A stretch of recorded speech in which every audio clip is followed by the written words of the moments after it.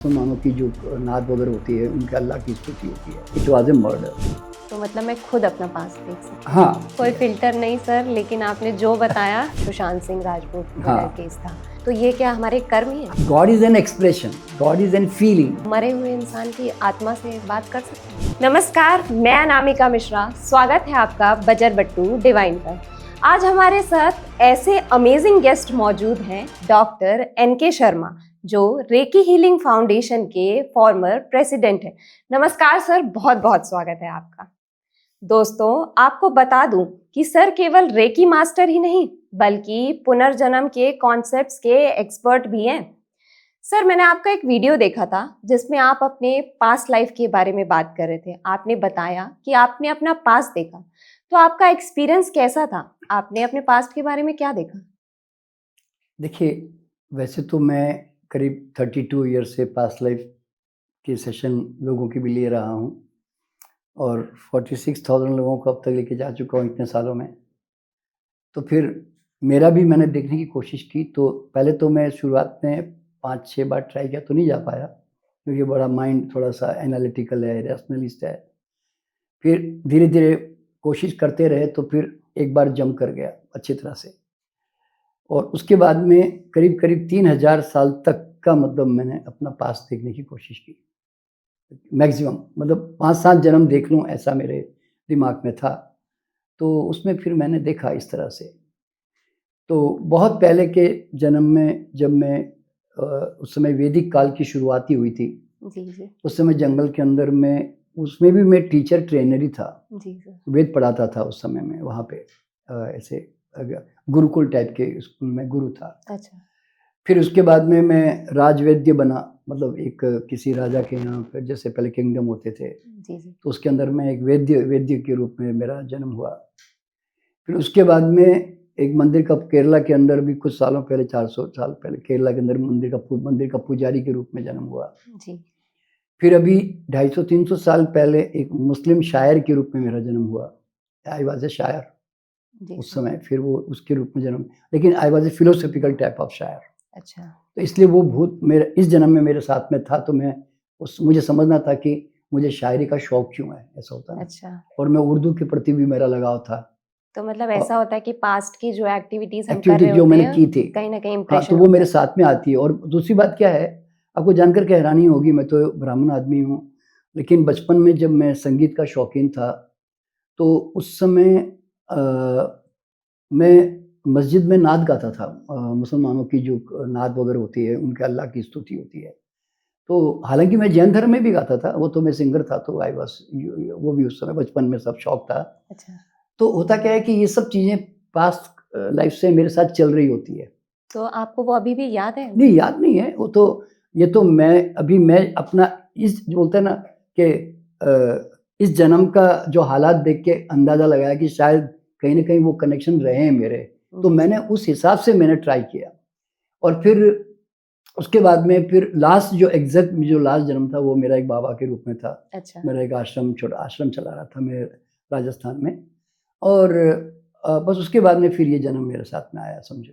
अच्छा। तो इसलिए आज अगर मैं जो भी बातें करता हूँ, मैं जो फ़ील्ड में काम करता हूँ, तो लोगों को तो लगता है कि ये सब तकदीर है, ऐसा-ऐसा कुछ।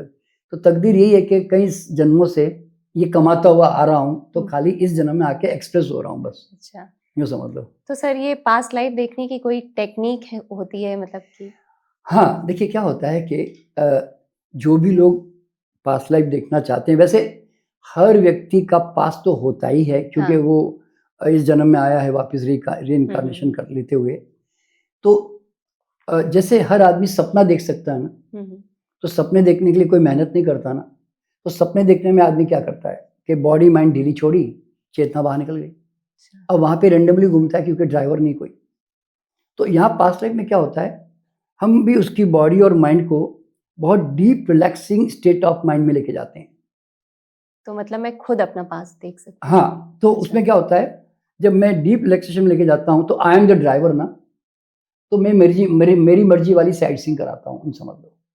तो उसके अंदर फिर क्या होता है, यहाँ पर भी डीप रिलैक्सेशन में कॉन्शियसनेस, चेतना बाहर निकल जाती है। और फिर यहाँ मेरे गाइडेंस के अनुसार मैं कहता हूँ फर्स्ट पास्ट लाइफ में जाओ, 100 साल के बाद जाओ, इधर जाओ, उधर जाओ। तो उसके अनुसार वो ट्रैवल करती रहती फिर यूँ। तो इसीलिए तो कोई भी व्यक्ति पास्ट लाइफ में जा सकता है, सिर्फ वो व्यक्ति का जाना थोड़ा मुश्किल होता है जो मेंटली बहुत ज़्यादा लॉजिकल एनालिटिकल टाइप के होते हैं, रेस्टलेस ज़्यादा होते हैं, तनाव में होते हैं, डिप्रेशन में होते हैं, नींद की गोलियां खाते हैं, मेडिसिनली मतलब उनका माइंड थोड़ा इफेक्टेड होता है। तो ऐसे लोग थोड़ा सा रेस्ट्रिक्शन में आते हैं, बस उतना ही। और उन लोग जो भरोसा करते हैं वो जा सकते हैं, जो 100%, भरोसा नहीं करते 100%, वो नहीं जा 100%। जो देखिए, आप भरोसा करते हैं नहीं करते इससे कोई लेन देन नहीं है। अच्छा। सवाल क्या होता है, अगर आप न्यूट्रल होकर भी सरेंडर करते हो ना, देखिए जनरली जब लोग पास्ट लाइफ में जाने के लिए आते हैं तो 50% तो चलो फेथ के कारण आ जाते हैं, लेकिन 50% ऐसे भी आते हैं, पता नहीं यार मेरे जैसा आदमी जा पाएगा नहीं जा पाएगा, मैं तो बहुत ज़्यादा सोचता हूँ। वो आदमी ऐसा खुद सोचता है, लेकिन उसको नहीं मालूम कि वो रात को जब सोता है तो 5-6 घंटे अच्छी नींद तो मारता ही है ना। तो बस इसमें भी ऐसे ही है। तो जैसे ही हम उसको लेके जाते हैं वो चला जाता है बड़े आराम से। देखिए जब आते हैं ना हमारे पास, उनको खुद को नहीं मालूम कि मैं जा पाऊंगा नहीं पाऊंगा, लेकिन जब वो चले जाते हैं तो फिर उनको बड़ा मजा आ जाता है, ये समझ लें। तो सर जब पुनर्जन्म होता है तो फिर हमें पास्ट लाइफ याद क्यों नहीं रहती?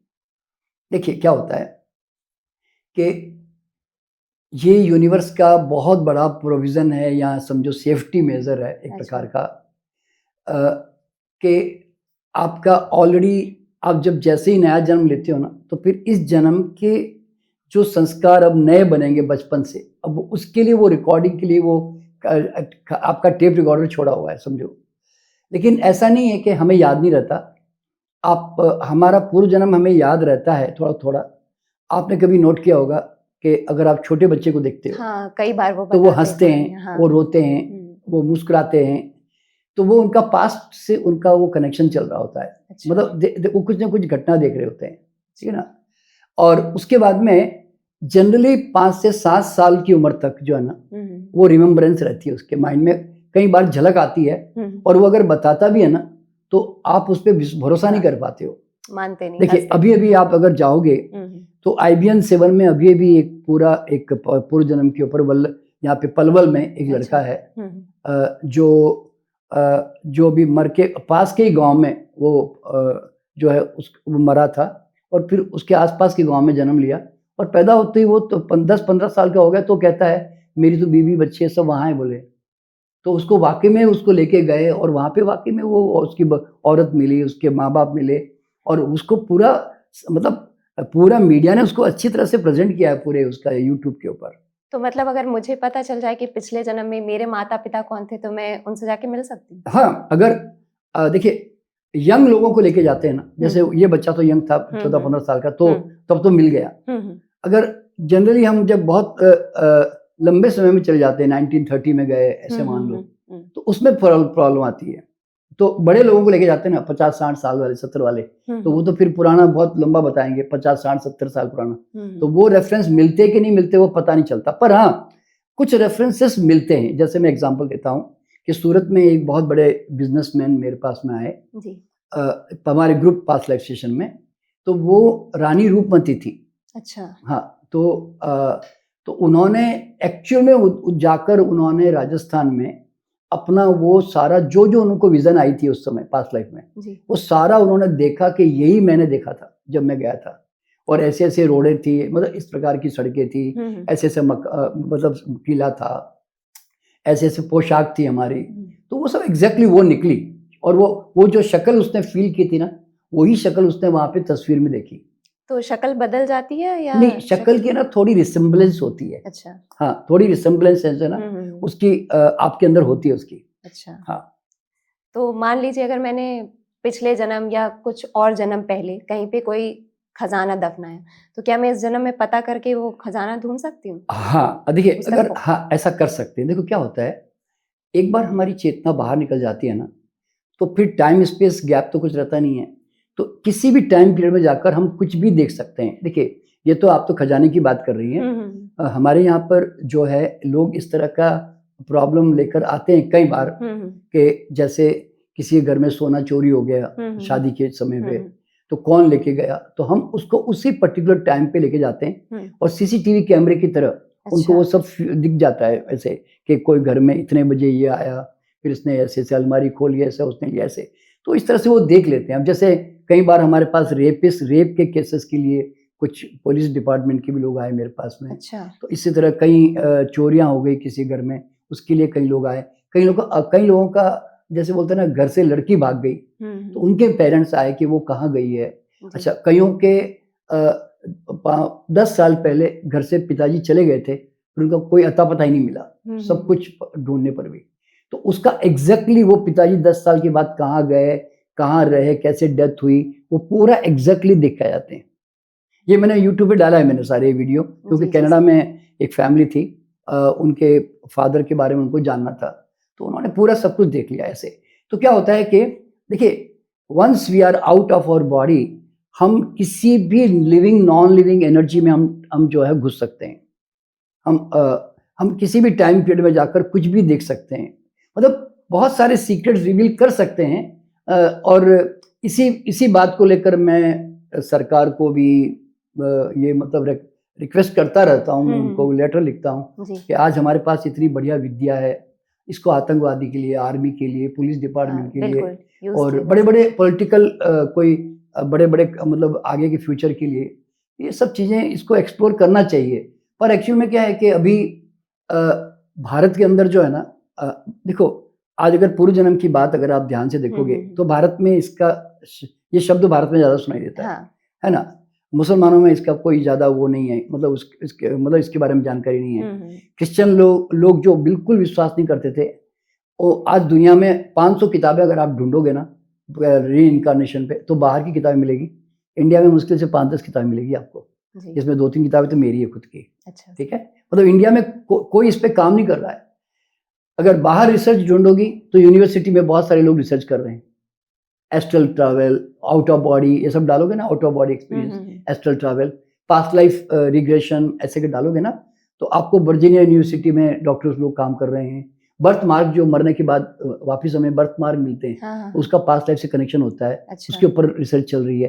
पर इंडिया में आज हमारे यहाँ पे हमारी विद्या होकर, देखिए हमारे यहाँ गीता में कृष्ण भगवान कहते हैं पुनर्जन्म के बारे में, है ना। हमारे यहाँ मर जाते तो गरुड़ पुराण बाजते हैं। उसके बावजूद भी भारत में संत महात्मा भी पुनर्जन्म की बातें करते हैं, बुद्ध भगवान करते हैं, महावीर करते हैं, सब करते हैं। लेकिन हम पता नहीं हमारे सारे संत महात्मा, जैसे सर आपने गरुड़ पुराण की बात की, तो मैंने ऐसा सुना है कि लोगों को उनके बुरे कर्मों के हिसाब से लोग बोलते हैं कि कढ़ाई में तलते हैं ऊपर नर्क में जाके, तो क्या ये सच बात है या नहीं। देखिए क्या होता है कि पहले के ज़माने में नैतिकता को समाज में स्थापित करने के लिए हमारे योगियों को, ऋषि मुनियों को कई तरह के डर और कहानियां जबरदस्ती पैदा करनी पड़ती है। जैसे ये डर कैसा मालूम है, जो पॉजिटिव डर बोल सकते हैं इसको। जैसे मैं एग्जांपल, अभी आपका बेटा क्या बोलते हैं कि सो नहीं रहा है या खाना नहीं खा रहा है, तो आप क्या करते हैं, बाबा को बोला बाबा इसको पकड़ के लेके जाओ, मस्ती कर रहा है, डराते हैं। तो वो पॉजिटिव डर बोलते हैं ना ऐसे। तो उसी तरह क्या होता है कि एक जमाने में देखिए, पहले उस जमाने में क्या था, स्टोरी टेलिंग के अलावा और कोई ऐसा साधन ही नहीं था कि जिससे आदमी समझ सके। जी सही कह रहे हैं, समझे ना। तो उस जमाने में ये सब चीजें रची गई जानबूझ करके समाज के कल्याण के लिए, ताकि आदमी के अंदर डर रहे कि भाई मैंने एक बहन को मारा तो मैं अगले जन्म में मेरे हाथ में कांटे पैदा हो जाएंगे। तो उसमें लिखा ऐसा लिखा रहता है, ऐसे कई तरह की बातें होती है। तो पर एक्चुअल में ऐसा कोई आसमान में कोई स्वर्ग या नरक ऐसा कुछ है नहीं, कोई कॉन्सेप्ट नहीं। ये तो देखिए क्या होता है कि ये सब जियोग्राफिकल जगहें नहीं है, ये सब मेंटल स्टेट है। अच्छा। अभी जैसे मैं एग्जांपल दे रहा हूँ, अभी एक बरसात हो रही है सपोज, और आज तो हो भी रही है वैसे भी। अच्छा, तो बरसात हो रही, तो आप बरसात को देखकर आप एकदम खुश होकर नाच रही है, ओह माय गॉड क्या रिमझिम रिमझिम, वो गाने भी आपको याद आ रहे हैं और आप बड़ी खुश हो रही है। और एक दूसरी तरफ दूसरी लड़की, कैसा डल मौसम हो गया, आज तो बाहर भी जाने को नहीं हो रहा है, सारे मेरे काम अपसेट हो गए, आज तो सारे कीचड़ हो गया, चिपचिप। तो वो नरक में जी रही ना। तो नरक और स्वर्ग का मतलब यह है, चीज तो वहीं की वहीं है, आप कैसे लेते हैं उस चीज को, तो वो स्वर्ग नरक होता है। अच्छा, बाकी इसमें कोई शक नहीं है कि आज हम जो कर्म करते हैं, जो बीज डालते हैं, उसका फल तो आपके सामने आना ही है। अगर आज अपने गमले में आज आप गुलाब के फूल के बीज डाल रही हो, तो फिर 2-4 महीने में आपके गुलाब के फूल घर में आने ही है, कोई दुनिया की ताकत रोक नहीं सकती उसको, है ना, इस तरह से। तो वो जो आज हम जो भुगत रहे हैं अच्छा बुरा, वो कर्म के बीज हमने डाले हैं, इसलिए हम भुगत रहे हैं। तो इसमें कोई ईश्वर का लेन देन नहीं है, ये बात समझनी बहुत जरूरी है। अच्छा। कि God is not in between. अच्छा, मतलब भगवान कंट्रोल नहीं कर सकते। वो उसका क्या, वो क्या करेगा, वो फालतू क्यों 750 करोड़ की जनता है दुनिया भर में, सबके लाइफ को लेकर बोलेगा तेरा मैं बिजनेस नहीं चलने दूंगा, तुझे मैं बीमार कर दूंगा, तेरे को मैं तेरा भाग्य खराब कर दूंगा। तो फिर जो भगवान से लोग मांगते हैं कि भगवान मेरा ये काम बन जाए, ऐसा हो जाए, वैसा हो जाए, तो वो भगवान कंट्रोल कर रहे हैं? नहीं करता। देखिए कोई नहीं सुनता। देखिए क्या होता है कि ये देखिए जो कहते हैं ना लोग भगवान की मर्जी या भगवान सुनता है, देखिए भगवान कोई एंटिटी या कोई व्यक्तित्व नहीं है जो सुनता है। God is an expression, God is an feeling, God is एक ईश्वर एक स्वाद की तरह, सुगंध की तरह है। जैसे सुगंध का कोई वो नहीं होता ना, गॉड एक हवा की तरह समझ लो। अब आप हवा न तो सुनती है न करती है, but you can experience that ना, यू कैन एंजॉय। गॉड तो है, नहीं गॉड तो दिखे ना, सिवाय गॉड के है क्या, मतलब आज आप मुझसे बात कर रही हो, मुझे क्वेश्चन कर रही हो, मैं बोल रहा हूँ, कौन है जो बुलवा रहा है मुझसे? Ultimately some energy is there ना, व्हिच इज वर्किंग। तो आज ना अभी आपने पानी की अभी पानी पिया, तो पानी की ठंडक में कौन है भाई? ये एप्पल की मिठास में कौन है भाई? मेरी आंखें कौन दिखवा रहा है भैया? कान में कौन सुनवा रहा है भाई? मेरा हृदय कौन धड़का रहा है भाई? मेरा खाना कौन पचा रहा है? तो सम एनर्जी इज देयर ना, विच इज एक्सपीरियंशियल। तो God is experiential originally, but it is not an, वो आदमी नहीं है, कोई व्यक्ति नहीं है कि जिसकी तारीफ करनी पड़े। ना तारीफ करे तो बड़ा ईगो हार्ट हो जाता है उसका। आज मैंने हाथ नहीं जोड़ा तो उसने मेरा काम बिगाड़ दिया, लोग समझते हैं ना। तो फिर मृत्यु को कौन कंट्रोल कर रहा है, भगवान या ये नेचुरल प्रोसेस है? मृत्यु ईश्वर के हाथ में नहीं है। अच्छा, ये बहुत बड़ी, आपने बड़ा अच्छा क्वेश्चन किया। क्यों मालूम है, ये बातें करते करते हम इस सब्जेक्ट पे आ गए। तो क्यों मालूम है, लोग समझते हैं कि भगवान ने उठा लिया। भगवान को क्या पड़ी उठाने की भाई? देखिए एक जमाना था जब बहुत ज्यादा सुविधाएं नहीं थी जी। तो आदमी की जो एवरेज एज थी ना उस समय, वो ज्यादा नहीं थी, 50-60 से ज्यादा नहीं थी। एक जमाने को बता रहा हूँ। आज आप देखोगे कि जापान, सिंगापुर वगैरह आज जो है वो 75-80 के करीब पहुंच गई। हमारी भारत की भी एज थोड़ी सी आगे बढ़ गई। क्यों? फैसिलिटीज बढ़ गई ना, इसलिए। तो अब भगवान ने कहा कि तो इसमें भगवान का क्या रोल है? वो तो मतलब जिस तरह के हम एनवायरमेंट एनर्जी पैदा करते हैं। देखिए आप अगर अमेजोन पे जाओगे ना, तो नेटफ्लिक्स पे, तो उसमें ना एक तुम्हें एक वो मिलेगा, एक डॉक्यूमेंट्री मिलेगी, उसका नाम है ब्लू जोन्स। तो ऐसे 5 ब्लू जोन का मतलब है जहाँ पे 105, 110, 120 साल के लंबी आयु के लोग ज्यादा है। वहाँ पे मैक्सिमम, वहाँ पे सबकी आयु लंबी है। जैसे हुंजा वैली से पाकिस्तान की बॉर्डर पे, या गिलगिट कहते हैं वहाँ पे, तो वहाँ पर भी जो है हुंजा वैली से। अच्छा। तो वहाँ पे 100 साल के ऊपर के लोग हैं सब। तो सवाल पैदा क्या होता है, ऐसे इटली में अलग है, ओकिनावा जापान में अलग है, सिंगापुर को भी माना जाता है। तो इनके ऊपर क्या भगवान की कृपा है? वो 5 जोन में सब लंबी लंबी आयु के जी रहे हैं, और इनको हम जल्दी नहीं मारता, और हम यहाँ पे शहर में रहते तो जल्दी मारता है हमें। तो इसलिए मृत्यु ईश्वर के हाथ में नहीं है। तो फिर मोक्ष और पुनर्जन्म का सिद्धांत क्या है? तो फिर देखिए कौन कंट्रोल कर रहा है? नहीं देखिए मोक्ष और जो पुनर्जन्म की बात है, देखिए पुनर्जन्म तो हमारा इसलिए होता है क्योंकि हम संस्कार निर्मित करते हैं जी। तो इसलिए हमारा वो संस्कार का वापस कर्मा पे करने के लिए अच्छा। हमें वापस जन्म तो लेना ही पड़ता है जी। क्योंकि संस्कार क्रिएट कर रहे हैं। अगर आप संस्कार बंद कर देते हैं अपना, मतलब रिएक्शन करना, अटैचमेंट करना, ये सब बंद कर देते हैं, तो धीरे धीरे फिर आपके पास कुछ बचता ही नहीं है अटैचमेंट के लिए, बोलते हैं ना, वापस आने के लिए। तो उसको हम मोक्ष कहते हैं। तो जितने भी जो साधना करते हैं, आध्यात्मिक साधना, तो वो धीरे धीरे बोलते हैं ना, अपने सारी पकड़ खत्म करते चले जाते हैं, ये समझ लो। अब जैसे जिसको मोक्ष कहते हैं ना, वो कोई मोक्ष कोई जियोग्राफिकल जगह या भौगोलिक जगह नहीं है। मोक्ष जो है, you are all the time in the moksha, ये समझ लो। आप हर वक्त मोक्ष में ही है। यूं समझ लो कि मोक्ष एक कमरे की तरह है। ये कमरा है ना, अब कमरे में जितने सामान भरे हैं ना मैंने, तो आप क्या बोलते हो, साहब इन सामान से मैं क्या मुक्त हो सकता हूँ क्या? तो सामान तो तूने इकट्ठे किए ना भाई, अहंकार तूने जमाया, अपेक्षाएं तू कर रहा है, अटैचमेंट तू कर रहा है, रिएक्शन तू कर रहा है ना, मतलब कई तरह के वासनाएं तू डेवलप कर रहा है, तो मत कर, कमरा खाली कर दे।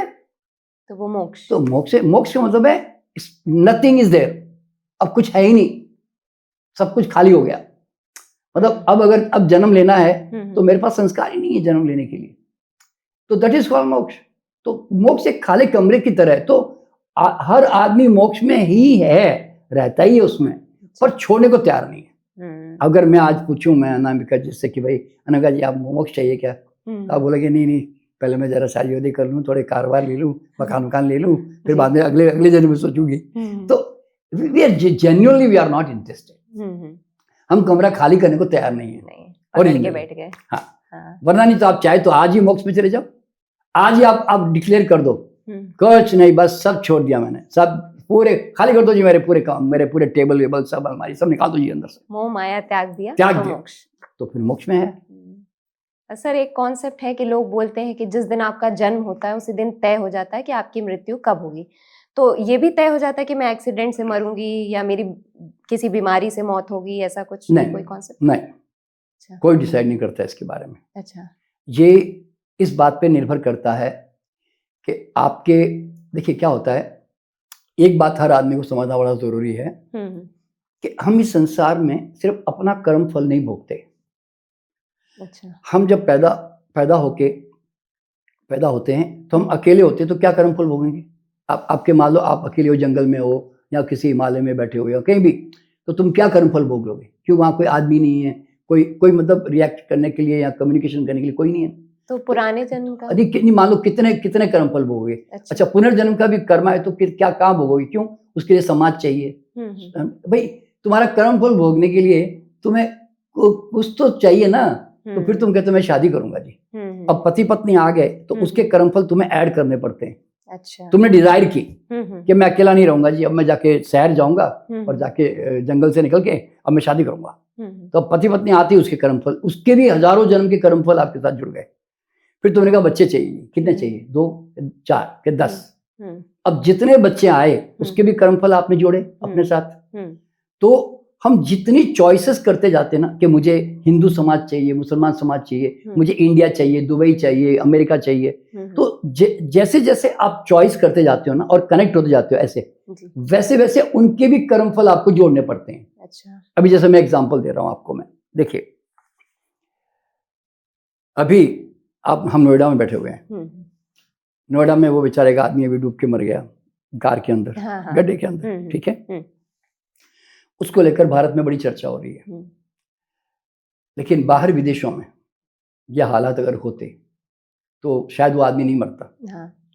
जी। ये तो सब जानते हैं कि वहाँ ह्यूमन वैल्यू क्या है। यहाँ 2 घंटे तक पुलिस खड़ी रही, एनडीएफ वाले भी खड़े रहे, जो एनटीएफ वाले जो भी होते हैं वो भी खड़े रहे, लेकिन बेचारे बचा नहीं सके। तो होता क्या है, देन वो तो उस देश के साथ जुड़े हुए हो ना, तो आपको उसका लाभ मिल रहा है ना। अब हम इस देश के साथ जुड़े हैं तो हमें इसका लाभ नुकसान जो भी भैया वो मिल रहा है। अब देखिए एग्जांपल दे रहा हूं मैं आपको, आज भारत देश में हम अगर कोई भी काम धंधा शुरू करें, व्यापार करें, तो हमें सरकारी बाबुओं से निपटारा करना पड़ता है। मैं आपको हैरानी होगी, देखिए क्योंकि मेरे परिवार में बिजनेस में सब लोग, मैं जानता हूँ अच्छी तरह से कि इतना भ्रष्टाचार, इतना तकलीफ कि कोई बगैर खाए पिए काम करने को राजी नहीं। मेरा क्या जो बोलते हैं ना वो कॉमन है हर जगह, कुछ ना कुछ चाहिए। तो ये चीज बाहर तो नहीं है भाई।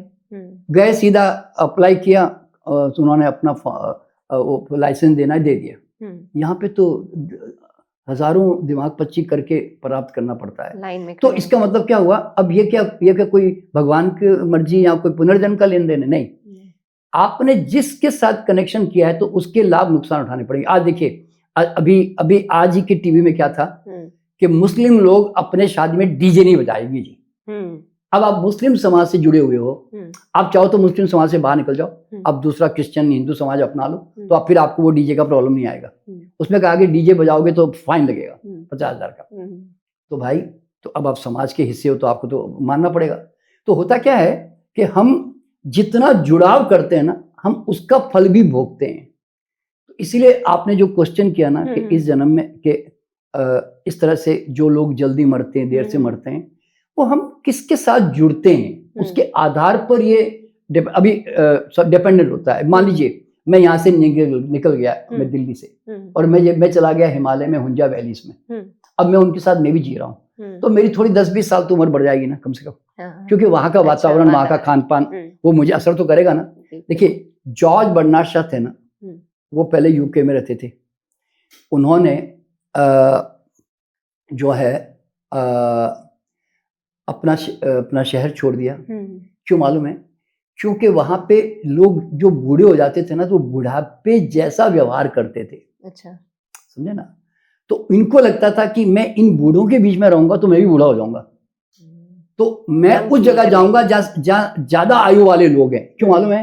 देखो, अगर तुम 80 साल के हो और तुम 100 साल की भी जाके बैठते हो, तो तुम्हें लगता है कि मैं तो छोटा हूँ, मैं इनके बच्चे की तरह हूँ मैं, तो तुम्हें वो एरे तूरे करके बुलाएंगे ना, मतलब क्योंकि तुम छोटे हो। तो वो जो फीलिंग है ना कि मैं तो छोटा हूँ जी, तुम बड़े हो जी, तो वो फीलिंग के लिए वो वहां से चले गए, जरा सोचो, यंग फील करें। हाँ, ताकि वो यंग फील करे। तो it is all your mind set and environment, ये सब चीजें काम कर रही होती है। तो कभी भी ध्यान में रखना, ईश्वर को तुम्हें जिंदा रखने का इंटरेस्ट है। देखो आप जरा सोचो, एक बीच जंगल में देखिए हजारों करोड़ों पेड़ खड़े हुए हैं, एक बार वो बीज पड़ा, तो जब तक वो पूरा 100-200 फीट का नहीं बना, उसको पानी भी किसी जाके डाला नहीं जंगल में, ठीक है, लेकिन वो पेड़ अपने पूरे परफेक्शन को गया ना। अच्छा, फिर उस पेड़ को अगर आंधी तूफान ना आवे, तो फिर अब वो 25 साल, 50 साल, 100 साल, जितनी उसकी उम्र है पेड़ की, उतना तो जिएगा ना। तो हर व्यक्ति को ये समझना जरूरी है कि आज जितने जानवर पैदा होते हैं, जीव जंतु पैदा होते हैं, उनकी एक सर्टेन एज होती है, and they live to their total age. अभी आपके घर में कुत्ते भी होते हैं, गाय भी होती है, तो वो एक उसकी उम्र 15 साल है जी, इसकी 10 साल है जी, तो उतना टाइम तो जीता ही है ना। तो यूनिवर्स जो है ना, वो कोई भी चीज को परफेक्शन की तरफ ले जाने के लिए इंटरेस्टेड है। बीच में आधे रास्ते रोकने में परमात्मा को क्या शौक होगा भाई? वो बोलता है नहीं नहीं, बस इतना खिल गया, बहुत हो गया, तो वापस आ जाए जल्दी से।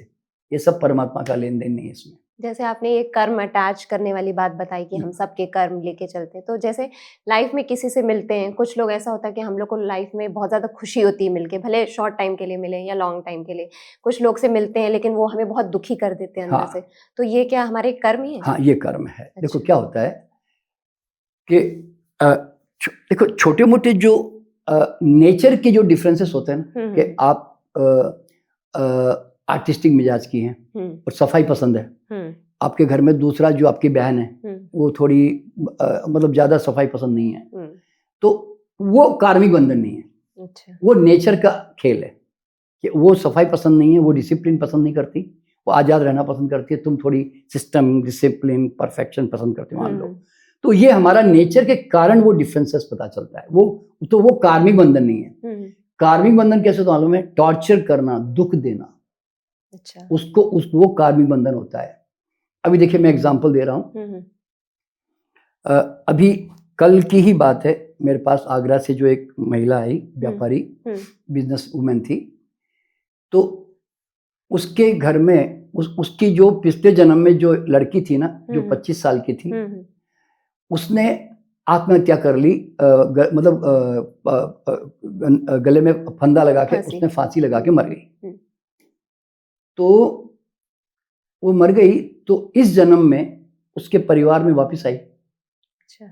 और वो इस जन्म में आके उसने बचपन से ही, बोलते ना, बाप की बेइज्जती कर देना, माँ के सामने बोल देना, वो और क्योंकि वो पिछले जन्म में मैंने उसका कारण पूछा, तो उसने बताया कि उसकी माँ ने उसको कोई लव अफेयर के चक्कर में उसको बहुत झाड़ा, बहुत डांटा, तो उससे वो दुखी होकर उसने आत्महत्या की थी। अच्छा।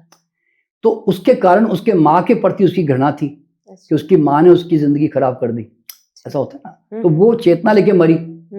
तो इस जन्म में जब वो आई, तो इस घर में वापस उसकी बेटी के रूप में बन के आई, लेकिन उसने तंग करके रख दिया, और इतना तंग किया कि मतलब घर में, मतलब बाप से बात बंद, एक भाई के साथ उसका बहुत थोड़ा जमता था, माँ को मुंह फट जवाब देना, और फिर उसकी शादी भी की ना बड़ी करके।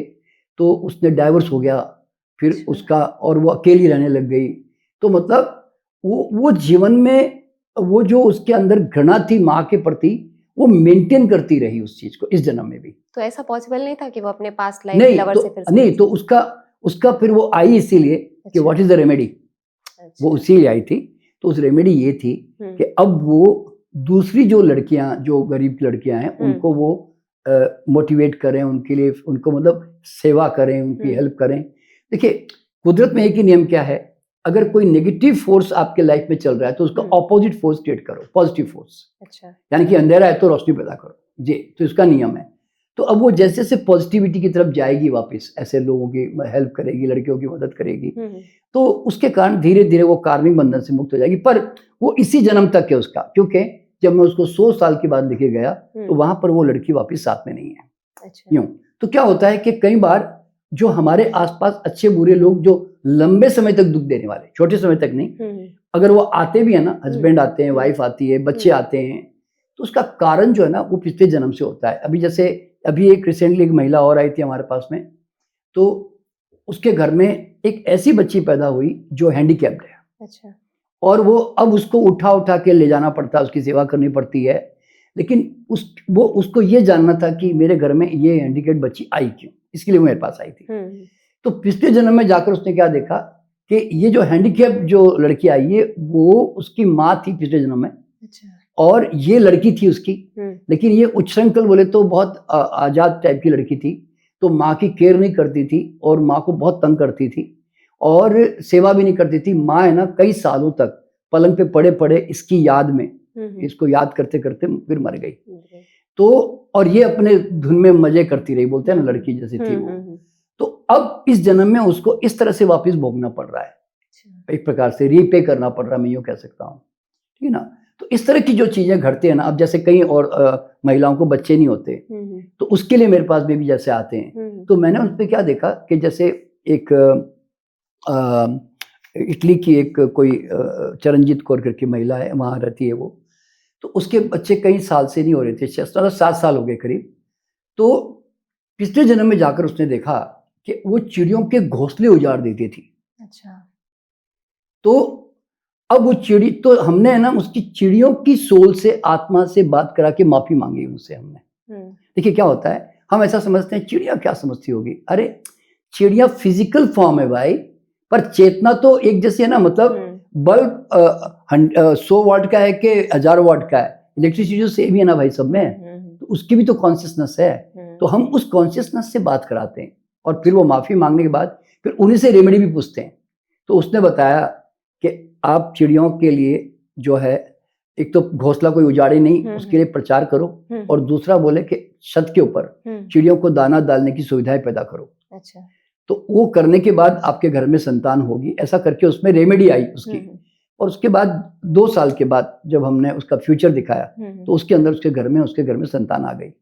तो क्या होता है कि अब ये कॉज जो है ना कोई डॉक्टर पहचान भी नहीं पाएगा, हमें भी नहीं मालूम, हम तो बाई चांस वो आए लेके गए तो पता चला कि भाई ये कारण भी होता है। तो ऐसे मतलब एक एक कर्म जो हमने किया है ना उसका भुगतान हमें करना पड़ता है, उससे हम बच नहीं सकते संसार। तो ये कार्मिक रिलेशंस जो होते हैं, इनसे छुटकारा इसी जन्म में पाया जा सकता है या लॉन्ग टर्म? नहीं, देखिए लॉन्ग टर्म में तो चलते नहीं है, पर लॉन्ग टर्म में जब चलते हैं, जब आप उसका निराकरण करने का रास्ता नहीं खोजते हो आप। देखिए आप अनकॉन्शियसली जी रहे होते हो, भुगत रहे होते हो, परेशान हो रहे होते हो, फिर नए रिएक्शन कर रहे होते हो वापस दोबारा, तो आप है ना सोल्यूशन नहीं खोज रहे होते ना। तो उसका सोल्यूशन, तो सोल्यूशन के लिए जब लोग खोज करते हैं ना कि मेरे को क्यों दुख है, मुझे कुछ चाहिए, मुझे उसको इससे मुक्त होना है, तो फिर वो देखिए मुक्ति की प्यास चाहिए, मैं यूं कहता हूँ। मतलब किसी ने अगर आपको बंधन में बांध दिया है तो आपको वो बंधन के पाश खोलने के लिए आपके अंदर प्यास होनी चाहिए कि मुझे इससे मुक्त होना, मुझे ये बंधन नहीं चाहिए भैया। कई बार ऐसा होता है कि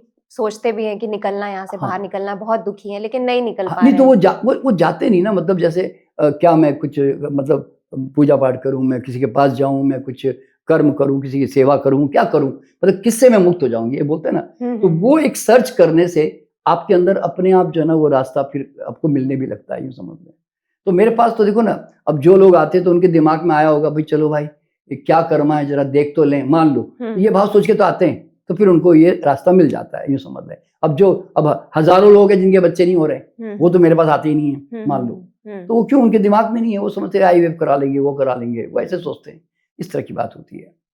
अच्छा, एक कॉन्सेप्ट ये भी है कि 7 जन्म का बंधन होता है, तो क्या ऐसा होगा कि मेरी जिससे पिछले जन्म में शादी हुई थी, इस जन्म में भी उसी से शादी होगी, ऐसा? हाँ, वो तो है। देखो अभी क्या है कि जैसे मेरी अपनी पत्नी करीब 4 जन्मों से मेरे साथ चल रही है। अच्छा। हाँ, और अगले जन्म में फिर वापस दोबारा भी आ रही मेरे साथ में। मतलब ये 7 जन्म पूरे? नहीं, 7 जन्म तो जनरल वर्ड है, पर एक्चुअली कई जन्मों तक भी चलती है। अच्छा। अभी जैसे देखिए, वैसे तो ये कॉन्फिडेंशियल बातें होती है, मैं जनरली रिवील नहीं करता। अभी रिसेंटली अभी धर्मेंद्र जी की जब डेथ हुई तो हेमामालिनी जी के साथ भी हमारा काफ़ी संपर्क रहता है।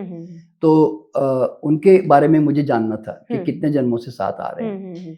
तो कई जन्मों से साथ चले आ रही है हेमामालिनी जी, अभी की नहीं है जन्म उनके साथ में।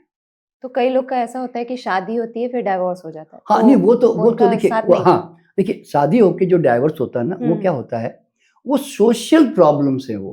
अच्छा। वो सोशल प्रॉब्लम्स है। कैसे मालूम है? अभी जैसे मेरे पास भी एक केस भी आते हैं, तो उसमें कोई पास्ट कर्मा से कनेक्शन नहीं होता। अब जैसे क्या होता है, मैं एग्जांपल दे रहा हूँ कि जनरली आप देखोगे कि भारत के अंदर क्या होता है, लड़की पैदा हुई नहीं, लड़की पैदा होते ही माँ बाप के दिमाग में क्या आता है कि किसी तरह जो है लड़की पैदा होती सोचते कि ये पराए घर चली जाए बस। मतलब 25-30 साल होते वो उनको फिर वो आंखों में खटकने लगती है। तो खटकने मतलब बेचारे ऐसा नहीं कि उनको दुख होता है, लेकिन वो लगता है उनके सारे दिन चिंता रहती है कि भाई ये सेटल हो जाए, बेचारी कहीं चली जाए कहीं पर भी। तो फिर क्या होता है, फिर जब ढंग का लड़का नहीं मिलता, फिर जो कहीं लड़का मिल जाता है तो कहता है बेटा ये लड़का ठीक है थोड़ा। फिर वो भी बेचारी मजबूर देखती है कि 10 तो मैंने रिजेक्ट कर दिया, अब ये 11वां आया है, चलो हाँ बोल ही दो अब इसको। तो वो सोशल प्रेशर है, पेरेंटल प्रेशर, सोशल प्रेशर, उसके कारण वो कनेक्शन बनते हैं। फिर वो संस्कार उनके मिलते हैं, नहीं मिलते हैं, फिर थोड़े दिन के बाद लगता है कि यार वो बेकार लड़का बेकार निकला या लड़की बेकार निकली, तो दे हैव टू उनको। तो मतलब पिछले जन्म में पिछले जन्म का कोई रोल नहीं है इसमें। हाँ, पिछले जन्म का देखिए, पिछले जन्म में क्या होता है, प्यार होता है ना किसी का गहरा, वो तो उसके साथ आता ही है वापस, 100% आता है, किसी न किसी रूप में आएगा। ये जरूरी नहीं कि पति पत्नी के रूप में आएगा, ये बात ध्यान रखना है। बच्चों मान लीजिए मेरी पत्नी इस जन्म में है, अगले जन्म में मेरी माँ बन के आ सकती है, मेरा बाप बन के, मेरा दोस्त बन के, या मेरी बहन बन के आ सकती है, ऐसे। तो इस तरह से संबंध चेंज हो जाते हैं, लेकिन आता जरूर है, ये पक्की बात है। अच्छा, और सर एक कॉन्सेप्ट है नियर टू डेथ। हाँ, ये क्या होता है सर? देखिए, नियर डेथ एक्सपीरियंस में क्या होता है कि ये इसके बारे में बहुत सारे केसेस हैं, और एक अनीता मुरजानी करके हैं, उसका बहुत पॉपुलर केस है यूट्यूब पे भी, और इसके बहुत गूगल में मिल जाएगा। तो क्या होता है कि कई बार क्या होता है कि हमारी जो चेतना है ना, जब हम ऑपरेशन कर रहे होते हैं या हम बहुत कोमा में चले जाते हैं, तो कुछ देर के लिए हमारी चेतना ना हमारी बॉडी के ऊपर ऐसे जिसको आउट ऑफ बॉडी एक्सपीरियंस कह सकते हैं। अच्छा। वो ऐसे ऊपर से है ना, ऊपर से हमारी पूरी घटना को देख रही होती है। तो नियर डेथ एक्सपीरियंस में क्या होता है, आपकी चेतना शरीर से मुक्त होकर बाहर आ गई होती है, और वो एक एक चीज हरकत को देख रही होती है, समझे ना, और वो लाइट की तरफ भी जा रही होती है, और इधर भी देख रही होती है, ये दोनों एरिया को वो जान रही होती है। लाइट की तरफ? लाइट का मतलब प्रकाश में, यूनिवर्स में। अच्छा, यूनिवर्स में कई प्रकाश में जा रही होती है, एक जैसे कोई टनल है वो उसकी तरफ जा रही होती है। जनरली सबका अनुभव वही होता है। लेकिन अचानक मान लो कि अगर आपकी बॉडी में कोई वाइटलिटी बची हुई है जिसे आप रिवर्स हो सकती हैं, तो वो सडनली वो क्लिक करते क्या होता है, वापिस सोल करके जोर से खींचती है और एकदम बॉडी में आ जाती है वापस। अच्छा। तो उसको कुछ देर के लिए वो जो बोलते हैं ना, एक डेथ जैसी कंडीशन में चली गई थी। अच्छा। और डॉक्टर ने कहा कि नहीं, इसकी श्वास धड़कन वापस आ गई है। तो इसका पुनर्जन्म से कोई पुनर्जन्म से नहीं, इसका पुनर्जन्म से लेन देन नहीं है। ये क्या होता है कि अभी देखिए, लोग कहते हैं ना कि इसकी अभी आयु बची हुई है इसलिए वापस आ गई, ऐसा नहीं है।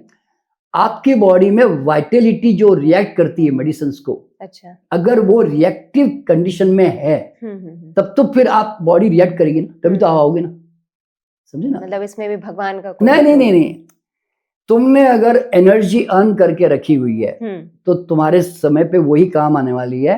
कोई भगवान बेचारा देखो ना, इतने बड़े बड़े साधु संत महात्मा मर जाते हैं, बड़े बड़े लोग मर जाते हैं, वो किसी की सुनता थोड़ी है। तो कभी भी ध्यान में रखना, God is never in between. मैंने एक शेर लिखा है इसके बारे में कि राम नाम से मतलब नियम से कोई तरे ना पत्थर, नियम से कोई तरे ना पत्थर, घीना नीचे जाए, कुदरत के कानून में राम ना अड़े आए। हाँ, आहार व्यवहार विचार से हर पल बीज जो बोए, पल पल फल बनता गया, अचानक कुछ ना होए।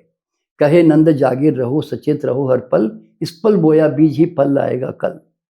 तो इस संसार में किसी को नहीं पड़ी है तो मैं जल्दी मारूं देर से मारूं, समझे ना, ये लोगों को समझना बहुत जरूरी है।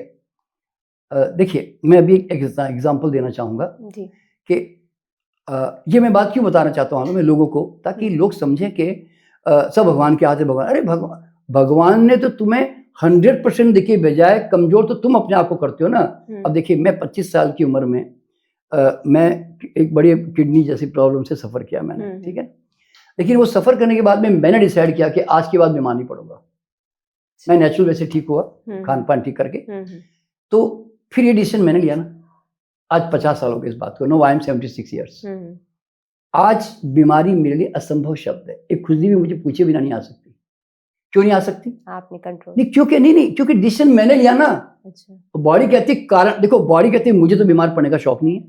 आपको अगर खुजली कराने का शौक है तो सामान सप्लाई कर दो, मैं खुजली कर दूंगी। आपको छींकने का शौक है, आप मिर्ची फैला दो, मैं छींकना शुरू कर दूंगी जी। आपको डायरिया करवाना जी, तो कोई ऐसी चीज खा लो जिससे मैं जोर से 8-10 डायरिया कर दूं जी। मेरे को कुछ नहीं जी, आपकी मर्जी है जी।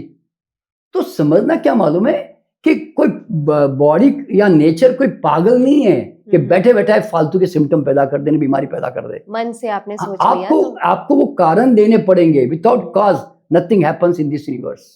तो मतलब मन को कंट्रोल करना पड़ेगा। कंट्रोल क्या होता है? आपके अंदर समझ पैदा होनी चाहिए, अवेयरनेस होनी चाहिए। कंट्रोल शब्द तो मैं गलत मानता हूँ। अच्छा। वो तो सप्रेशन है एक प्रकार का। अच्छा। अरे जो सहज घटे वो संयम, जो घटाया जाए वो दमन। अच्छा। जो सहज घटे, अब देखिए ना, ये मेरे अंदर ये इंटेंशन है यार बीमार नहीं पड़ना, तो फिर मैं अपनी बॉडी की केयर करूंगा ना। मैं अपने शरीर के लिए जो नियम है उसको अपने आप फॉलो करूंगा। तो मेरे अंदर कोई जबरदस्ती थोड़ी कर रहा हूं। मेरे पास ये बात दिमाग में बैठ गई कि इसको रोग का कारण देना नहीं है भाई तुझे, बस तो मैं नहीं देता।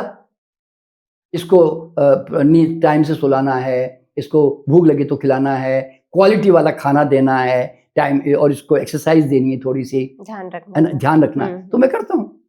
इसलिए वो नॉर्मल चल रहा है बेचारा। It's so simple. सर कई बार गांव में ऐसी स्टोरीज सुनने को मिलती हैं कि दादी नानी की डेथ हो गई, वो फिर बताती हैं कि हमें कोई ले जा रहा था लेकिन फिर वो अचानक से जिंदा हो जाती, वापस आती, वो बताती कि मैंने ये देखा, मुझे यम के दूत यहाँ लेकर जा रहे थे। तो ये सिर्फ कहानियां हैं या सच्ची बात है? देखिए पहली बात तो एक बात ध्यान में रखनी है कि अगर वो पहली बात तो कोई भी लेने नहीं आता हमें। जब हम जाते ऐसे मरते हैं ना तो कोई लेने नहीं आता, ये यमदूत। और ये यमदूत आते हैं तो फिर खाली हिंदू को लेने आते होंगे, है ना, और मुसलमान को लेने आते नहीं है, क्रिश्चियन को तो लेने आते नहीं है, चाइनीज को लेने आते नहीं है, वो समझ सकते हैं आप। तो इसीलिए कोई यमदूत होते नहीं है और कोई भी लेने नहीं आता, और ना ऊपर कोई वेट करता है, ये भी ध्यान रखना। नोबडी इज वेटिंग अपस्टेयर, ठीक है। तो नियर डेथ एक्सपीरियंस में क्या होता है, थोड़ी देर के लिए कोमा में जाते हैं हम लोग ना, तो हम देखिए हम एक्चुअली वाकई में मरे नहीं होते, हम नियर डेथ एक्सपीरियंस, हम ये वर्ड इसलिए यूज करते हैं कि कुछ देर के लिए हमारी चेतना शरीर से गायब हो जाती है और हमारी श्वास धड़कन थोड़ी स्लो डाउन हो जाती है, इतनी स्लो डाउन कि हम उसको फील नहीं कर सकते। अच्छा। वरना नहीं तो वापस कैसे आएगी, समझे ना। तो हमारी जो कॉर्ड है ना, सिल्वर कॉर्ड बोलते हैं, जो नाभि से होती है, वो कनेक्टेड रहती है, आप समझे ना। तो हम एक्चुअली पूरी तरह डिस्कनेक्ट नहीं होते। डॉक्टर के लिए, नॉर्मल लोगों के लिए ठंडी बॉडी, नो पल्स ऐसा फील होता है, और उनको लगता है कि भाई ये अभी है नहीं, ऐसा लगता है। तो अभी मैं एग्जांपल देता हूँ। मेरे यहाँ पे एक सर्वेंट है, उसका नाम है अनिल कुमार, ठीक है ना, अनिल कासार, जो महाराष्ट्र के हैं। उनकी माँ करीब 80 साल की थी। वो उसके घर में फोन आया कि सर मेरी माँ की डेथ हो गई, आ जाइए। और उसने दीपक विपक जला के माँ को सुला दिया, आसपास फूल वूल लगा के। तो हम भी गए शोक मनाने की दृष्टि से कि भाई चलो बेचारे की माँ मर गई है। और तो अब मेरी वाइफ की जो आदत है ना, वो क्या मालूम है कि वो किसी के ऊपर भी ऐसे हाथ टच करके एनर्जी ट्रांसफर करने की वो आदत है उसकी। अच्छा। वो तो उसने सोचा, उसकी माँ के ऊपर हाथ रखा, सर के ऊपर और उसके शरीर के ऊपर, और एनर्जी देनी शुरू कर दी उसने। 15 मिनट के बाद में वो एकदम उठ के बैठ गई और उसने डॉक्टर सविता जो मेरी वाइफ उसको गले लगाया। तो सवाल पैदा क्या होता है, वो तो कहाँ मरी थी, वो तो तुम नहीं पहचान पाए भाई कि वास्तव में उसके अंदर जान थी कि नहीं थी, वो तो डॉक्टर लोग नहीं पहचान पाते हैं। पर एक्चुअल में 100% डेथ कई बार हमारी नहीं होती है, हम कुछ देर के लिए कोमा में चले जाते हैं या कुछ देर के लिए हम गायब हो जाते हैं, मतलब यूनिवर्स में चले जाते हैं। पर जब देखिए जब हम कोमा में होते हैं ना तो हमारी चेतना बाहर ऐसे घूम रही होती है, और जैसे ही बॉडी में थोड़ा सा कंडीशन बोलते हैं ना आने लायक बनती है तो तुरंत वापस आ जाती है, समझे ना। तो इस तरह की जो घटनाएं घटती है ना वो कोई चमत्कार नहीं है, वो जैसे बोलता है ना कि सडनली वो उसको लेके जा रहे थे बोले शमशान घाट तो वो जाग गया। नो, देखिए मरने के बाद भी है ना उनकी चेतना कई घंटों तक उसके अंदर रहती है, पर हम पहचान करते हैं सिर्फ पल्स सेशन और उसके हाथ पांव को देखते हुए, समझे ना। पर वो रियलिटी हर जगह नहीं साबित होती। इससे एक सवाल और उठता है कि क्या मरे हुए इंसान की आत्मा से बात कर सकते हैं? हाँ, सोल से। देखिए सोल कम्युनिकेशन का तो बहुत लंबा चौड़ा विज्ञान है। देखिए आज भी आप अगर गूगल में जाके सर्च करोगे और देखिए पूरे यूरोप में, अमेरिका में, ब्रिटेन में, मैक्सिको में, वहां पर आप जाके देखोगे साइकिक करके वर्ड आता है। वहां पे साइकिक लोग जो है ना यही सब काम करते हैं जनरली कि they connect to the universe and they communicate with the soul. तो वहां पे चैनलिंग वर्ड करके वर्ड यूज होता है, चैनलिंग कहते हैं उसको। और यानी तो मीडियमशिप, ये दो वर्ड यूज होते हैं। तो ये जनरली वहां पे ऐसे सैकड़ों लोग हैं जो इस तरह का काम बाहर कर रहे होते हैं और वो सोल के साथ कम्युनिकेशन कर रहे होते हैं। पहली बात, भारत के अंदर भी ऐसे कुछ लोग हैं, सब तो नहीं है, बड़े रेयर है लोग जो मतलब सोल के साथ कम्युनिकेशन कर सकते हैं। लेकिन यहाँ पे मजेदार बात क्या मालूम है, जो भी व्यक्ति पास्ट लाइफ में जाता है ना मैं उसको सोल से बात कराता ही हूँ। मैं तो अभी जैसे मैंने बताया कि मैंने 46,000 लोगों को लेके गया, तो मेरे हर 46,000 में हर एक को मैं कहता ही हूँ तुम्हें किससे मिलना बता दो। तो वो कोई दादा मामा मामी सब माता पिता भाई बहन से मिलना चाहते हैं तो मिलते हैं, बात करते हैं, उनसे गाइडेंस लेते हैं, वो कहाँ जन्म लेंगे, अगर जन्म लिया तो कहाँ जन्म ले लिया, नहीं लिया तो कहाँ जन्म लेंगे, सब कुछ जान के आ जाते हैं वो लोग। अच्छा, ऐसे कई केसेस होते हैं जो अनसॉल्व्ड होते हैं, जैसे सुशांत सिंह राजपूत केस था, कुछ लोग कहते हैं सुसाइड था, कुछ कहते हैं मर्डर था। तो क्या उनकी सोल से शायद आपने बात की? देखिए हमने सुशांत सिंह के सोल से हमने कोई बातचीत नहीं की, लेकिन उसके बारे में हमने जानने का ऐसे ही बोलते ना बाय चांस हमने प्रयोग करके देख लिया था। क्योंकि कई बार क्या होता है कुछ लोग जल्दी पास्ट लाइफ में चले जाते हैं ना, तो उनका टाइम थोड़ा बचा हुआ होता है, तो मैं सोचता हूँ अब इनको क्या पूछूं ऐसा होता है ना। तो उसी समय मैं कई बार क्या करता हूँ कुछ ऐसे अजीबोगरीब क्वेश्चन कर लेता हूँ। जैसे मैंने पूछा देखो सुशांत सिंह के टाइम पे जाकर देखो कि क्या सुशांत सिंह एक्चुअली सुसाइड कर रहा है क्या। तो देखिए एक आदमी बताता तो मैं शायद 100% नहीं भरोसा करता, पर 4-5 लोगों को पूछा ना तो सबने भी एक ही बात बताई कि इट वाज ए मर्डर। अच्छा, 4 लोगों के बारे में चर्चा की जाती है। तो वो उन लोगों को भी देख सकते हैं? हाँ, उन्होंने देखा कि 4 लोग आए थे उस समय एक पर्टिकुलर टाइम पीरियड में उन्होंने, और उन्होंने उसको मतलब किसी ने उसके 2 पांव पकड़े, किसी ने उसका हाथ पकड़ा। बाद में उसको उन्होंने मतलब जो उसकी जब डेथ होगी तो उसके बाद में उन्होंने उसको लटकाया।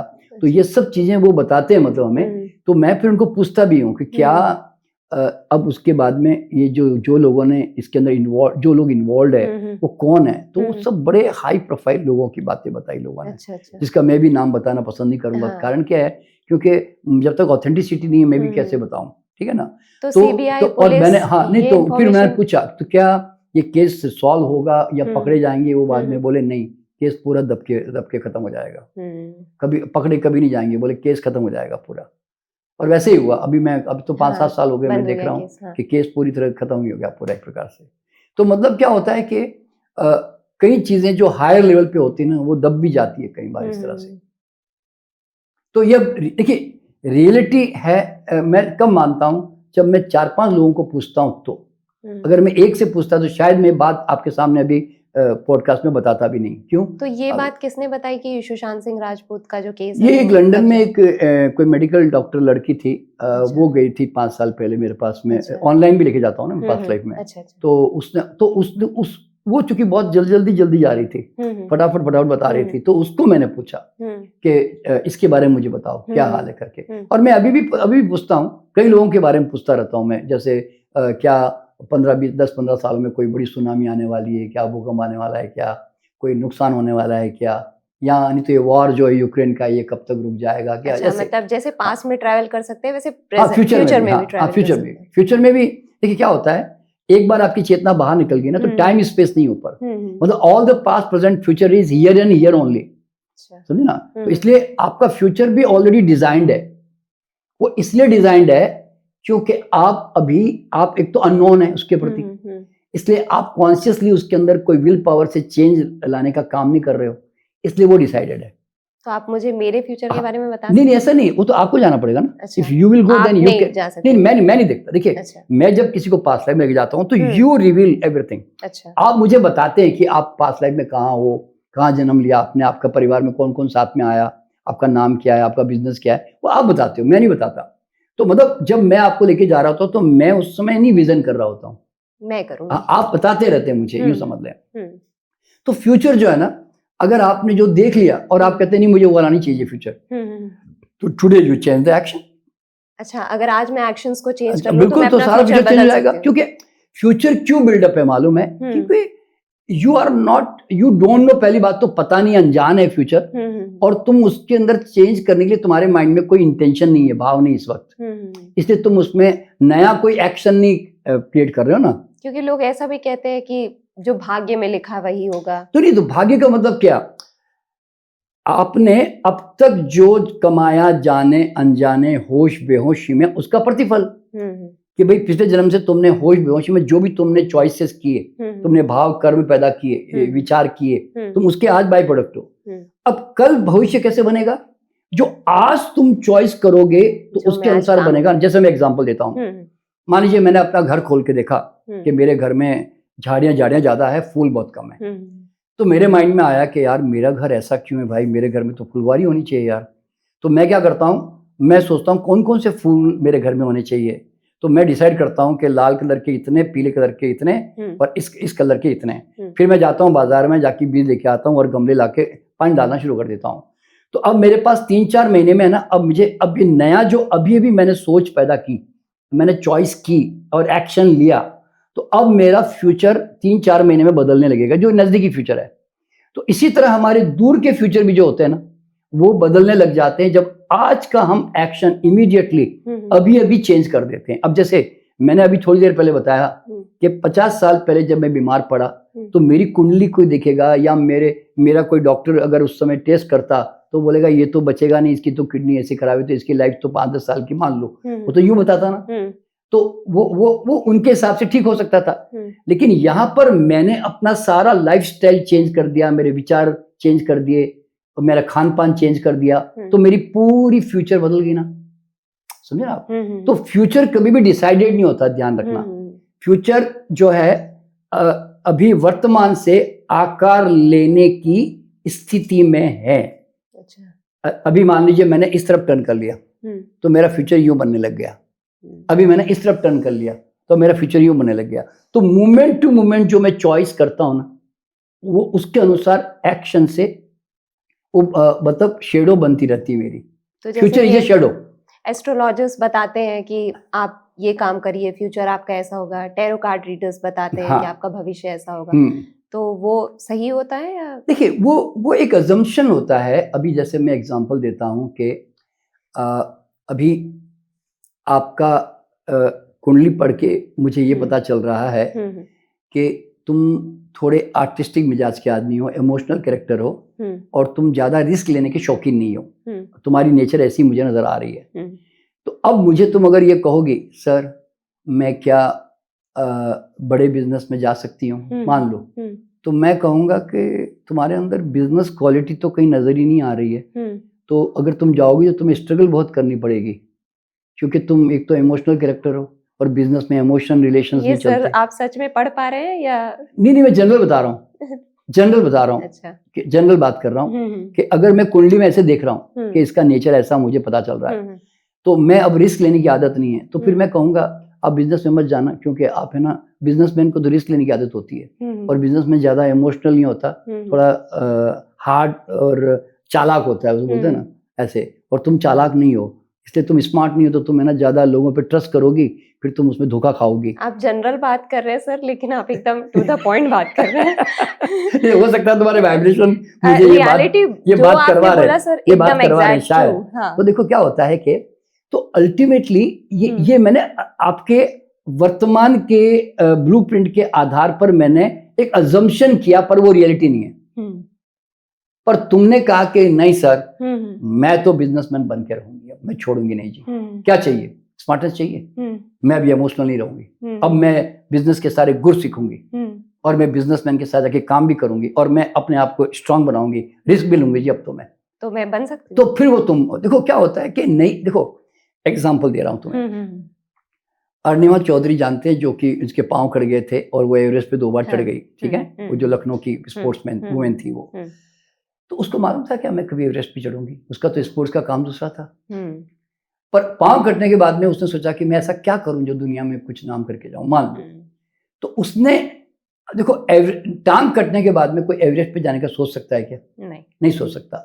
पर किसी ने इनिशिएट किया होगा, या उसने अपने आप को एनकरेज किया होगा, और उसने ठान लिया कि यार कुछ तो करके जाऊं दुनिया से, मान। तो वो एक जो कुछ करने की जो नेचर है ना, वो चाहे स्पोर्ट्स में रहती तो करती, या इसमें रहती तो इसमें करती, तो वो छोड़ा नहीं उसने, वो क्वालिटी उसने शो करके गई, वो दुनिया मतलब कर रही है ना।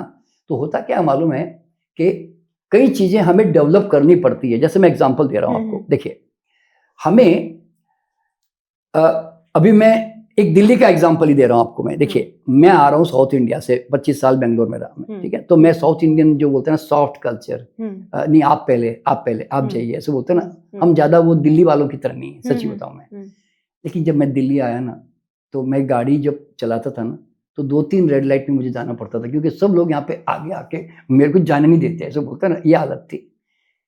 मुझे लगा यार 2-4 महीने देखते थे यार, तो ये तो यहाँ तो बड़े लोग टेढ़े हैं यार यहाँ तो फिर मैंने अपनी आदत बदली। अब मैं जब गाड़ी चलाता हूँ ना, तो मैं किसी को आगे आने नहीं देता, मैं बिल्कुल भी। तो मैंने अपना नेचर बदला, तो अब मैं पहली लाइट में निकल जाता हूँ। क्यों? मेरी मर्जी है ना, वो चॉइस मैंने की ना। तो मतलब एनीथिंग यू कैन चेंज, क्यों? According to the need of that particular place और बिजनेस। तो अगर आप कोई बिजनेस में जा रही हो, कोई या किसी प्रोफेशन में जा रही हो, आपको उसकी रिक्वायरमेंट क्या है वो फुलफिल करो, देन यू बी सक्सीड।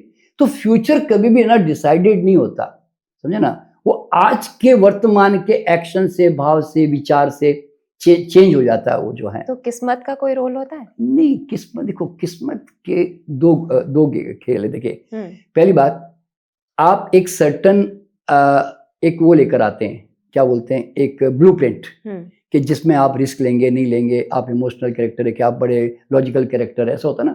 तो कई तरह के आपके क्वालिटी लेकर आते हो। यहाँ आप बहुत डरपोक हैं, आप ज्यादा पैसों के पीछे नहीं भागना पसंद करते हैं, आप थोड़े स्पिरिचुअल मिजाज के हैं, तो ऐसे होते हैं। तो मान लो आप लेकर आए, तो यहाँ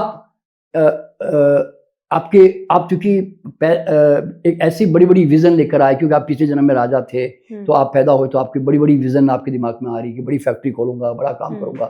तो ये सब ऑलरेडी आप कुछ तो बेसिक जो बोलते हैं ना प्लेटफॉर्म, वो तो लेके आ चुके होते हो। बाद में एडिशन सब्सट्रैक्शन करते हैं हम लोग, समझे ना, वो आपके ऊपर निर्भर होती है।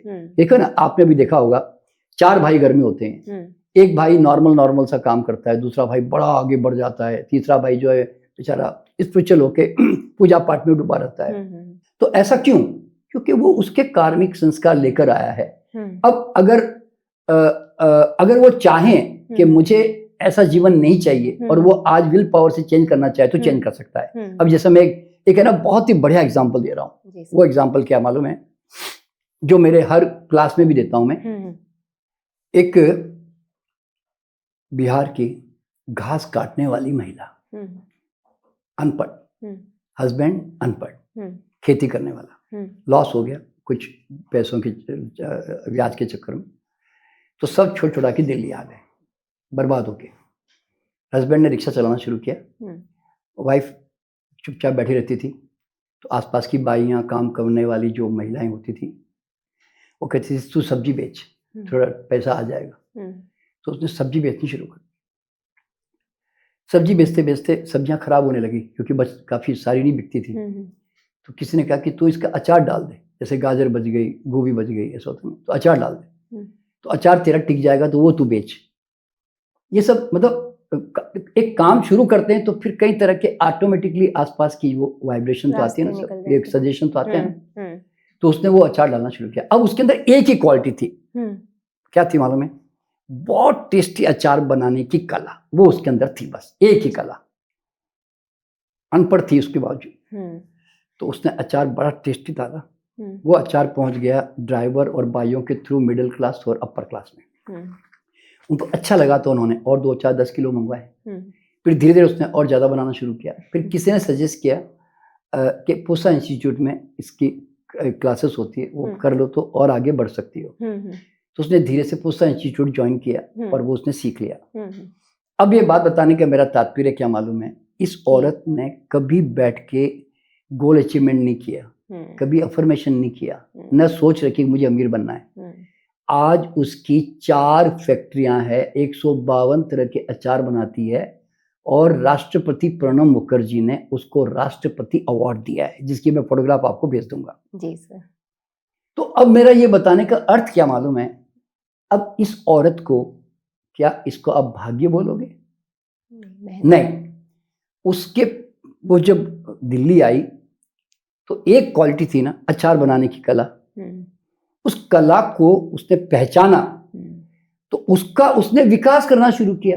अगर आपके अंदर कोई भी स्किल और टैलेंट है और अगर आप उसको पॉलिश करने के लिए आप अंदर से प्रेरणा पाते हो तो आप करते जाते हो अपने आप को और पॉलिश और पॉलिश और पॉलिश।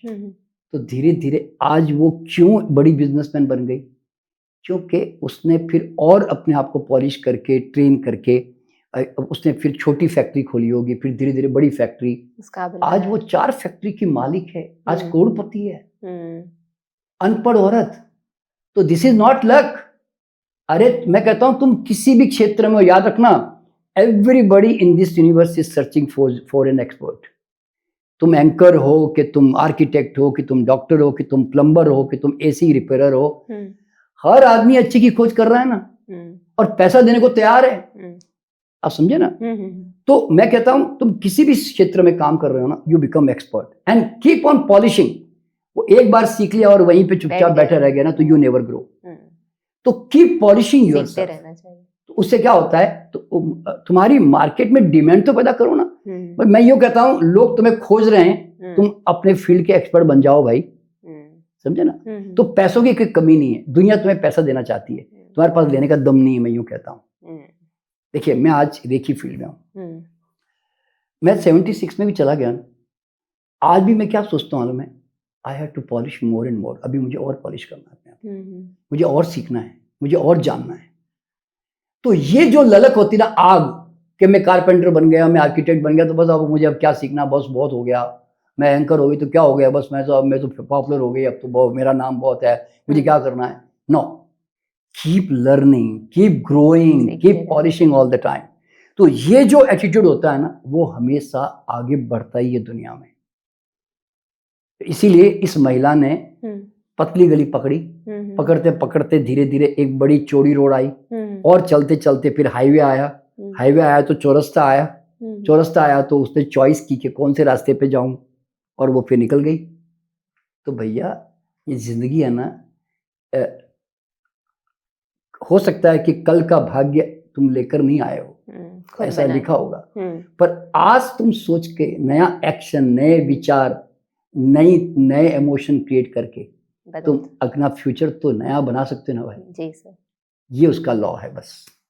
एक सर आपने एक बात कही थी कि आपने अभी बताया वो आर्टिस्टिक मिजाज, इमोशनल, ये तो जैसे आपने कहा कि हो सकता है कि मेरी तुम्हारी एनर्जी कनेक्ट हो रही है। हाँ। तो इसकी क्या टेक्निक है कि मतलब क्या अभी ऐसा पॉसिबल है कि कुछ आप मेरे बारे में बता सकें? नहीं, देखो क्या होता है एनर्जी अनामिका के, हमारी बॉडी है ना, एक एनर्जी बॉडी है। आप सुनिए ना, I am an vibrating at certain frequency, you are also an energy body, you are also vibrating at certain frequency. ठीक है ना? तो क्या होता है कि अभी तो हम बातचीत कर रहे हैं, इसलिए मैं उतना डीपली आपको अभी अंडरस्टैंड नहीं करूंगा। क्यों? मेरा माइंड अभी आपकी तरफ ना होकर वो आपने जो क्वेश्चन किया, मान लो मेरा माइंड उसकी तरफ जा रहा है, तो इसलिए मैं फोकस्ड नहीं हूँ। लेकिन जैसे ही आपने कहा, देखो जी मैं सामने बैठी हूँ जी, मुझे पहचानो जी आप जरा सा, मान लो आपने यूँ कहा, तो फिर मैं पूरा फोकस करके मैं आपके साथ कनेक्ट करने की कोशिश करूंगा और फिर मैं अब आपके वाइब्रेशन को फील करना शुरू करूंगा। तो इसमें कितना समय लगेगा? नहीं, देखिए क्या होता है कि समय नहीं लगता, वो जैसे ही मैं एक समझो एक मैक्सिमम 1 मिनट समझ लो ना, 1 मिनट हम जब उसके साथ जुड़ते हैं, हम उसको देखते हैं उसकी तरफ और अपने बॉडी में हम उसको वाइब्रेशन को फील करने की कोशिश करते हैं, तो हमारी बॉडी भी सेंसिटिव है, मैकेनिज्म जिसको एक्स्ट्रा सेंसरी परसेप्शन कहते हैं, ESP। तो हमारी बॉडी है ना अपने आप बोलने लगती है उसके कि नेगेटिव फीलिंग आ रही है कि पॉजिटिव फीलिंग आ रही है, ऐसा होता है ना। तो ये कोई भी हर व्यक्ति कर सकता है, पर वो चूंकि पता नहीं है तो वो बेचारा ये सब प्रैक्टिस करता नहीं है। अब हम इस फील्ड के लोग हैं तो हमारी आदत पड़ जाती है इस तरह की कि हम जब किसी के साथ बैठते हैं तो हम उसके वाइब्रेशन कैच करने की कोशिश करते हैं। वो कब करते हैं? जब हम चुपचाप बैठ के सुन रहे होते हैं, तब बातचीत करते हुए थोड़ा मुश्किल होता है इस तरह से यूँ। तो देखिए जैसे कि मैंने आपको बताया, वो तो मैंने कैजुअली शायद वो आपके वाइब्रेशन कार्ड मेरे को पता चल गया होगा, लेकिन एक्चुअल में भी जो आपका नेचर जो मैं पहचान पा रहा हूँ ना, वो क्या मालूम है कि यू आर नॉट, देखिए आप है ना मतलब कोई भी चीज के डेप्थ में जाना पसंद करती हैं, परफेक्शन को पसंद करती हैं और दिल की इनोसेंट है, ट्रस्ट दूसरों पे जल्दी कर लेती हैं। बहुत सही बात और कर रहे हैं उसके कारण है ना आपको दुख मिलता है बाद में जाकर। मतलब आप तो पूरा 100% डेडिकेट करती हो अपने आप को किसी पे, अगर किसी ने आपने कमिटमेंट किया तो यू विल ओबे दैट कमिटमेंट, वो करोगी। लेकिन दूसरे लोग जो है कमिटेड नहीं होते ना, तो you get lot of hurt होता है आपको इस तरह से। और वैसे आप अपने आप को, चूंकि आप मेंटली चूंकि स्पिरिचुअल मिजाज की और पॉजिटिव लड़की है, तो आपका क्या होता है कि यू अपने आप को मोटिवेट करके आप पॉजिटिव तो रख लेती हो, पर जब लोग तुम्हारे साथ जिस तरह का बोलते हैं ना, तुम्हारे हिसाब से नहीं निकलते और गलत निकलते हैं ना, तो तुम्हारे अंदर फिर धीरे से कुछ दिनों तक उसका स्ट्रेस डिप्रेशन भी आता है तुम्हारे भीतर, समझे ना। ये घटनाएं घटती इस तरह से। तो अब ऐसे बस समझो पूरी कहानी धीरे धीरे धीरे हम समझ में आने लग जाती कोई है। फिल्टर नहीं सर, लेकिन आपने जो बताया सब एकदम करेक्ट बताया, एक अच्छी बात है। तो बस यही कहानी है जीवन की कि इस दुनिया में आए हो तो जागो और जाग के जियो। बस हम पूर्व जन्म पे काम क्यों करते हैं? लोगों को जगाने के लिए कि अगर तुम पूर्व जन्म में जाओगे ना एक बार, तो तुम फिर जीवन में कभी क्वेश्चन नहीं करोगे, किसी को जज नहीं करोगे, किसी को सही गलत भी नहीं करोगे। क्यों? कोई गलत है तो बिल्कुल नियम से गलत है और सही है तो नियम से सही है, समझे ना। देखिए आपने मेरा पास्ट लाइफ बचपन से वहां से शुरुआत की थी कि मेरा जन्म क्या था। आपने उसमें सुना होगा कि मैं पिछले जन्म में जो मैंने उपवास व्रत किए, जबरदस्ती अपने आप को मैंने खाने से रोका, मैं इस जन्म में पैदा हुआ तो 25 साल तक इतना चटोरा था, मैं खुद हैरान था कि मैं चटोरा हूँ क्यों। तो कोई सेक्स के पीछे भाग रहा है, कोई पैसों के पीछे भाग रहा है, कोई धन, कोई नाम के पीछे भाग रहा है, कोई तो भैया वो नियम से भाग रहा है भाई। तो अगर उसके पीछे भाग रहा है तो उसे मिलेगा नहीं। वो जब तक उससे वो भुगत के उसका दुख भोग के उसका अंतिम छोर जो बोलते हैं ना, वो छू के नहीं आता, दुख सुख जो भी है, तब तक उसे मुक्त नहीं होता ना। अब मैं से कैसे मुक्त हुआ खाने पीने से? क्योंकि जबरदस्त बीमारी हुई, एक खतरनाक बीमारी हुई, तो उसके कारण में जागा ना। अगर वो बीमारी नहीं होती तो शायद मैं चटोरापन मेंटेन कर रहा होता, तो समझे ना इस तरह से। तो आदमी क्या होता है, भोग से योग आता है। जब आप उस चीज को भोग लेते हो ना और उसका अंतिम छोर देख लेते हो, साला क्या है इसमें जा जाके अल्टीमेटली, देन यू गेट, तब आप फ्री हो जाते हो उससे। एक लास्ट क्वेश्चन सर, कि कई बार ऐसा होता है कि हमारे फैमिली में या फ्रेंड्स में ऐसा होता है किसी की डेथ हो गई, वो लोग हमारे सपने में आते हैं, तो क्या वो कोई मैसेज देते हैं या रैंडम? देखो 90% तो सपने हैं ना हमारे पेट खराब से आते हैं। जो नाइटमेयर्स होते हैं ना, तरह तरह के अजीबोगरीब आते हैं ना, वो तो पेट खराब, वो गट खराब से, ठीक है। 10% जो होता है ना वो इंट्यूटिवली होते हैं, उसमें गाइड भी करते हैं, मिलते भी हैं, हमें सजेशन भी देते हैं, या हमें होने वाली घटनाओं का पूर्वाभास भी आ रहा होता है। तो क्योंकि आपकी चेतना एक आकाशिक रिकॉर्ड में जारी होती है ना, एक यूनिवर्सल कॉन्शियसनेस में जारी होती है, तो वहां पर जो होने वाली घटनाएं आपसे कनेक्टेड है या नहीं भी कनेक्टेड है, तो भी आपको है ना वो विजन आ सकती है, क्योंकि आप टाइम स्पेस के बियॉन्ड जाकर आगे भविष्य और भूत सब देख रही होती हो। जैसे कई लोग मुझे आके बताते हैं कि सर मुझे ऐसा लग रहा है कि अभी कोई कहीं पर मैंने है ना बहुत समुद्री किनारे बहुत जबरदस्त सुनामी आई है और सर वो शहर पूरा डूब रहा है, लोग भाग रहे हैं, ऐसा मुझे सपना आया मुझे। तो वाकई में थोड़े दिन के बाद में देखा कि वो सुनामी, जापान में सुनामी आई। तो ऐसा क्या होता है कि इस तरह की जो चीजें उनको होने वाली घटनाएं जो हमसे कनेक्टेड भी नहीं है, तो भी हमारे सपनों में हमें वो पूर्वाभास के रूप में वो हमें विजन में आ जाती है। तो सपने कई बार हमारे लिए गाइडेड भी होते हैं। अब देखो ना, जैसे भगवान महावीर के सपनों में आया था कि ये चेतना आपके घर में आने वाली है। उनको इतने सपने आए, इसकी माँ को ऐसे बोलते हैं ना, यशोधरा को।